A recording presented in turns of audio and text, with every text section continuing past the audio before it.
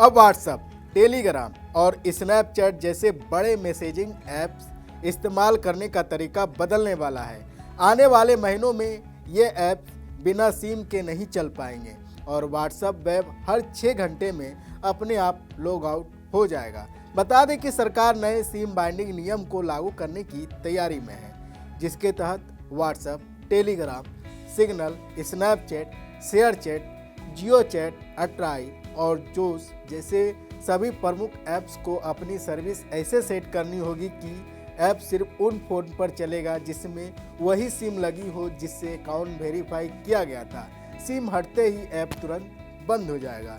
सरकार का कहना है कि साइबर अपराधी पुराने या फर्जी नंबरों से अकाउंट बनाते हैं और बिना सिम के ऐप चलाकर लोकेशन छुपा लेते हैं। ऐप सिम हटने के बाद भी चलता रहता है, जिससे धोखाधड़ी को ट्रैक करना मुश्किल हो जाता है। सिम बाइंडिंग से यह लूप होल काफ़ी हद तक खत्म होने की उम्मीद है। नियम के तहत ऐप्स को 2 बड़ी चीज़ें लागू करनी है। पहली, फ़ोन में सिम की लगातार मौजूदगी, ऐप बार बार चेक करेगा कि सिम वही है या नहीं। दूसरी, वेब एक्सेस पर कंट्रोल।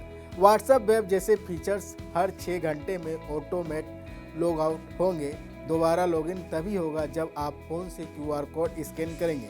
इससे यूजर की पहचान और डिवाइस की सुरक्षा दोनों मजबूत होगी।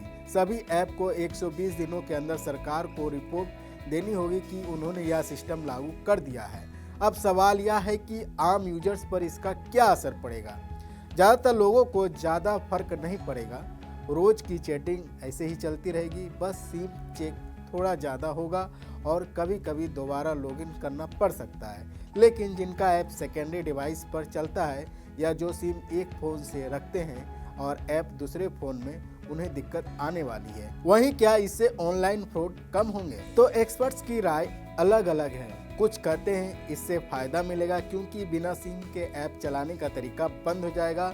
दूसरी तरफ कुछ विशेषज्ञ मानते हैं कि धोखेबाज फर्जी दस्तावेजों से सिम लेने की समस्या और भी बनी हुई है, इसलिए सिम बाइंडिंग भी उन्हें पूरी तरह नहीं रोक पाएगा। यह नियम उन सभी ऐप पर लागू होगा जिन्हें टेलीकम्युनिकेशन आइडेंटिफाई यूजर एंटिटी की लिस्ट में रखा गया है, जैसे WhatsApp, Messenger, Telegram, Signal, Snapchat, Jio Chat, Josh और अट्राई। लैपटॉप या पीसी पर इन ऐप्स को इस्तेमाल करने वाले यूजर को भी समय समय पर सिम आधारित वेरिफिकेशन करना होगा।